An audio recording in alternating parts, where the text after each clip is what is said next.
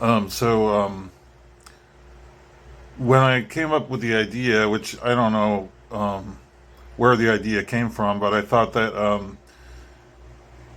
on Christmas I decided that I was going to make the music videos I'm doing visually look like they were made in the 70s by an American guy who acquired a Fender acoustic guitar in 1971 December, which was the last time that they made the original run of Fender acoustic guitars.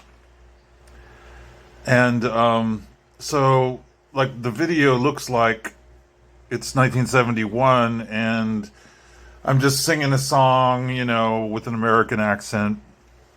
But and then later on I could write like a script or something to tie the music videos together so that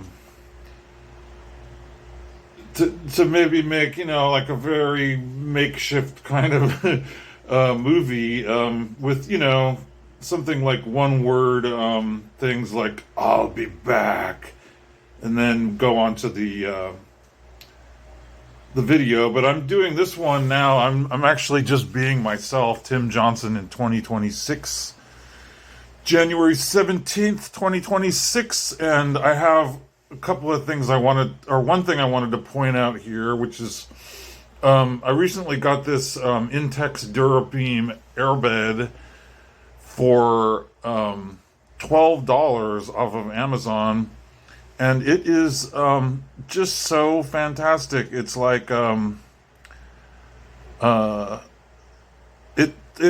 bed I had was or I still have. I turned it into a couch in the living room. The bed I was using before.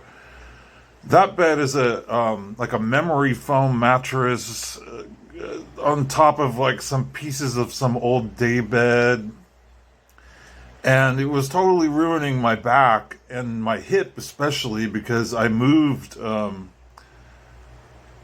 one residence to another, and I moved most of the stuff myself with the wagon, and I totally messed up my hip and also my shoulder by carrying heavy stuff up and down or up the staircase.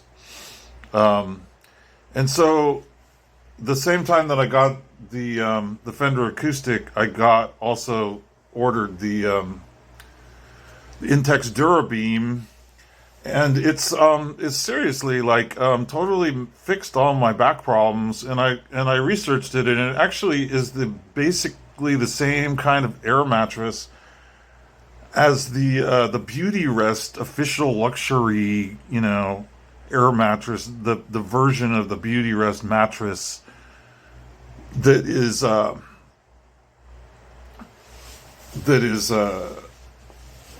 really good kind of mattress. And I also have this, which is a Nemo. I don't know. I used this chair for years. It's like if like you're laying on a hammock. I got this chair like I don't know, 6 or 7 years ago, and it's still holding up except for the back part like broke a little bit. But I mean, I just tape it together with duct tape. And so this is actually the office chair I'm using since I moved, and I'm very happy with that as well. It's also been helping straighten out my back issues and things like that. But that's not what I'm here to talk about. What I'm here to talk about is Mr. Ray, the curious world of Mr. Ray. Mr. Ray's a YouTube friend of mine who lives in Scotland, and he said a few days ago, made some comment about the song I did. What was it called? Cool for Cats. And so he just mentioned in the comments, Mr. Ray always comments on my videos for a long time. He's my pal across the pond. And he said something about Cool for Cats. So then I did Cool for Cats, which was like a Squeeze song 1979, but he sings in a really thick London Cockney accent, and so I did that, but I thought it came out pretty good, and Mr. Ray also said it was good, and so I thought, well, maybe I'll do a few other songs with a Cockney accent, and I haven't actually spoken in a Cockney accent in a long time, or not very often. But when I was learning how to play guitar when I was in my 20s, um, we had a lot of music imports coming from, especially like punk rock or new wave imports. This is in the early 80s, where the singer had a really thick London accent. And so, I had a lot of those records and I used to sing along.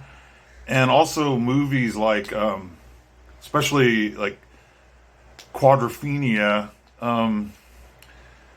Watched that movie a lot, and I would kind of like imitate the lines. We would go out to the British pub. Imagine this is a pint, but it's not, and say, "What's normal, Dan?" Or say, I woke up I fell asleep on a bloody train and woke up in bloody Neasden, or something like that. And so I can't speak Cockney. I can't improvise it. Maybe I could pretend to, though, if I scripted it out a little bit. It's just kind of like something that's just kind of been resident in my brain for a long time that I forgot about. But my own ancestry, I did have a lot of, because my parents did a really extensive family tree research, and I do actually, or they're no longer alive, but my own ancestors from England came mostly from Birmingham, actually.